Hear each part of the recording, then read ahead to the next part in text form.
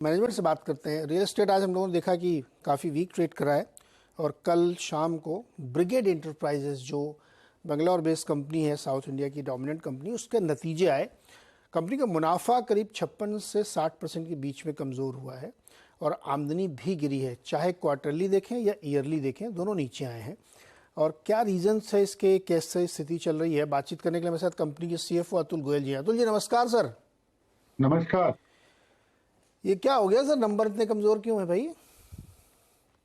तो सर आपको पता है, अगर आप रियल स्टेट में इंडेक्स से जाओगे तो प्रॉब्लम होगी। बिकॉज अगर आप मेरा रियल स्टेट में जहाँ की नंबर गिरा है वहां पे वही रीजन है कि जो यहाँ पे कर्नाटका में इस समय कंप्यूटराइजेशन हो रहा है रजिस्ट्रेशन का, और रजिस्ट्रेशन हो नहीं पा रहे हैं, और हम कंप्लीटेड कॉन्ट्रैक्ट मेथड फॉलो करते हैं, तो इसलिए रजिस्ट्रेशन नहीं हो पाए और रेवेन्यू जो है वो नहीं आ पाया। लेकिन अगर आप मेरा ग्रॉस मार्जिन देखें मेरे रिजल्ट्स में, तो रियल एस्टेट में ग्रॉस मार्जिन अभी भी 27% है। तो मार्जिन में कहीं इशू नहीं है, खाली हम रेवेन्यू रिकॉग्नाइज नहीं कर पाए, इसकी वजह से फिक्स्ड कॉस्ट का एब्जॉर्प्शन नहीं हो पा रहा है, इसकी वजह से है। बाकी आप लीजिंग और हॉस्पिटैलिटी देखें, लीजिंग जो है 12, उसका रेवेन्यू 12-13% बढ़ा है। हॉस्पिटैलिटी लास्ट क्वार्टर के हिसाब से मेंटेन रहा है, और अगर आप Q1 के हिसाब से जाए तो ईयर ऑन ईयर 12 से 15% का इंक्रीज है। तो कोई इश्यू नहीं है, ये खाली एक अकाउंटिंग का इश्यू है। अगर आप मेरा POCM देखें तो मेरा बहुत ज्यादा अच्छा प्रॉफिट है, जो कि हम परसेंटेज ऑफ कंप्लीशन मेथड कहते हैं। गोयल साहब ये समझाइए, जो आप कह रहे हैं रजिस्ट्रेशन अब कंप्यूटराइज हो रहा है, पहले कैसे होता था? पहले नहीं होता था कंप्यूटर से क्या? पहले मैनुअल था सारा यहाँ पे कर्नाटका में। अब इन लोग ने नया उन्होंने ये सॉफ्टवेयर डेवलप किया है, और उस हिसाब से ये अब सारा का सारा ऑटोमेट कर रहे हैं। मतलब ये तो बड़ा सरप्राइजिंग है कि वहां पे मैनुअल रजिस्ट्रेशन होते थे। अच्छा, तो जी क्या रजिस्ट्रेशन से पहले आप अपनी बुक पे दिखा नहीं सकते उसको? डील तो आपने कर ली होगी। नहीं, वो जब तक वो कंप्यूटर में एंटर नहीं करेगा रजिस्ट्री होगी नहीं ना। आप रेवेन्यू रिकॉग्नाइज कर नहीं सकते हैं। ओके, तो ये तो जब वो रजिस्ट्री नहीं हो रही है और वो ट्रांसफर नहीं हो रहा प्रॉपर्टी राइट कस्टमर, जब तक आप रेवेन्यू रिकॉग्नाइज नहीं कर सकते, यही प्रॉब्लम है। तो ये इसका मतलब ये प्रॉब्लम फिर सारे बिल्डर्स के साथ हो रही है? हाँ, सारे बिल्डर्स के पास होगी, बिल्कुल होगी। और ये हमारे साथ भी। और कुछ हमारा ये भी है कि देखिए, इंडेक्स में प्रोजेक्ट क्लोजर हर क्वार्टर में नहीं आ सकता। हर प्रोजेक्ट का 3 साल का साइकिल होता है। तो आप ये नहीं बोल सकते कि हर साल या हर क्वार्टर आप एक दो प्रोजेक्ट क्लोज कर लोगे, उसका OC आ जाएगा, और उसके बाद जो है आप उसका रेवेन्यू रिकॉग्नाइज कर लोगे। तो ये एक इंडेक्स में फैलेसी है, which one has to bear, उसमें आप कुछ नहीं कर सकते। ओके, दूसरा ये बताइए कि आपका क्या एवरेज प्राइस भी गिरा है क्या? जी, एवरेज प्राइस तो हमारा बढ़ा है, 6% के आसपास बढ़ा है रेजिडेंशियल में। क्योंकि एक रिपोर्ट आई थी, जो ये रिपोर्ट कह रही थी कि वहाँ का मार्केट थोड़ा मैच्योर हो गया, सैचुरेशन जैसा दिख रही है, IT में उतनी अच्छी ग्रोथ नहीं है। ऐसा कुछ देखा आपको क्या?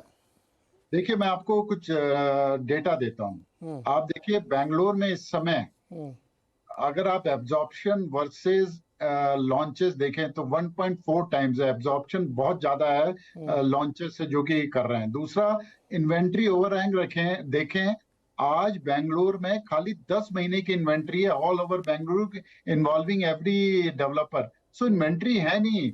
और मैं आपको बताऊं, IT में हम बोलते हैं, बट IT में आज ही आप ET में देखें, वो कह रहे हैं कि IT में अब जो है वो लोग नहीं निकाले जा रहे US में। और यहाँ पे भी देखिए, सबको डिजिटाइजेशन की जरूरत है, IT की जरूरत है। ये एक पासिंग फेज है। लेकिन इंडिया में IT, आप GCC देखिए, ग्लोबल कैपेबिलिटी सेंटर्स, E-कॉमर्स, ये सब बढ़िया कर रहे हैं, और सब जगह एम्प्लॉयमेंट जो है बढ़ रहा है।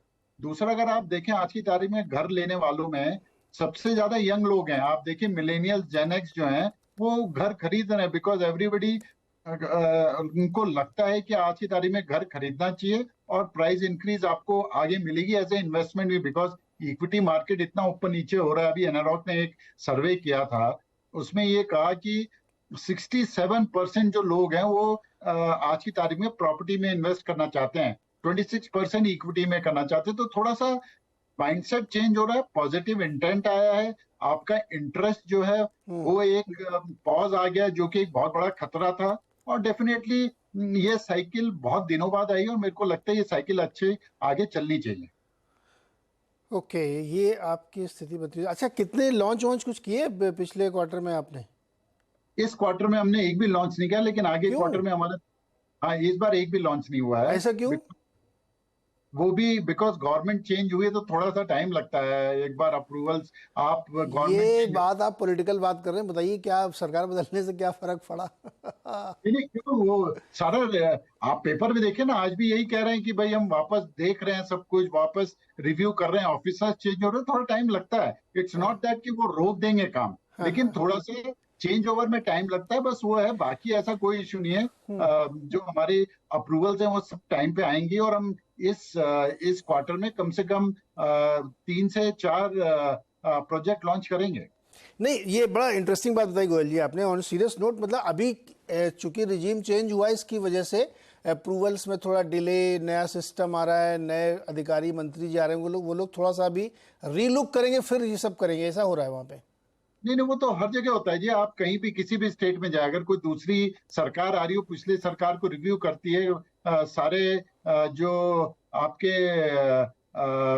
अधिकारी हैं वो चेंज होते हैं या उनका रिव्यू होता है। तो देखिए, आज भी लिखा है कर्नाटका में कॉन्ट्रैक्टर्स अगेंस्ट में है, बिकॉज उनका रिव्यू हो रहा है कि भाई वो कैसे क्या उन्होंने पिछली गवर्नमेंट ने किया। तो ये थोड़ा सा लगता है, लेकिन ये बहुत पासिंग फेज है, इसकी वजह से काम नहीं रुकेगा, थोड़ा सा पासिंग फेज होता है, वो आगे निकल जाता है। क्या क्वेरी रेज कर रहे हैं क्या वो लोग? नहीं, क्वेरी तो कोई रेज नहीं कर रहे, ओनली थोड़ा डिले हो रहा है, बाकी और ऐसा कुछ नहीं है। मतलब कुछ तो पूछ रहे होंगे कि भाई ये फिर से फाइल करिए, या इस पे नहीं नहीं, 3 सवाल दे और आर लगा नॉट, दिए। वो डेवलपर से कुछ नहीं पूछ रहे, उनका इंटरनल रिव्यू चल रहा है, तो वो एक बार हो जाएगा, धीरे धीरे वापस सेट हो जाएगा, उसके बाद और इट विल जो कंटिन्यू। आपके लिए कंस्ट्रक्शन का काम करती हैं कंपनियां, उनका रिव्यू ज़्यादा स्ट्रिक्ट हो रहा है क्या? ये तो मैं नहीं कह सकता कि उनका रिव्यू ज्यादा हो रहा है, कि बट हाँ, एक बार नई गवर्नमेंट आती तो सारी चीजें रिव्यू करती हैं। तो गोयल साहब, आपने दो चीज़ें बताई कि एक तो ये जो रजिस्ट्रेशन वाला झंझट है, और प्लस लॉन्च नहीं किए क्योंकि रिजीम चेंज हुआ, तो अब फिर से वो रिलुक हो रहा है, अप्रूवल्स में डिले हो रहा है। नेक्स्ट क्वार्टर में ये दोनों चीज़ें नहीं होगी, इसलिए रिवाइवल होगा। बिल्कुल बिल्कुल, नो डाउट। ओके, गोयल साहब, बहुत बहुत शुक्रिया जुड़ने के लिए, बातचीत करने के लिए। तो नतीजे आपको कमज़ोर इसलिए दिख रहे हैं क्योंकि रेवेन्यू रियलाइज नहीं हुआ, रजिस्ट्री नहीं हो पा रही है, अब कंप्यूटर से होगी।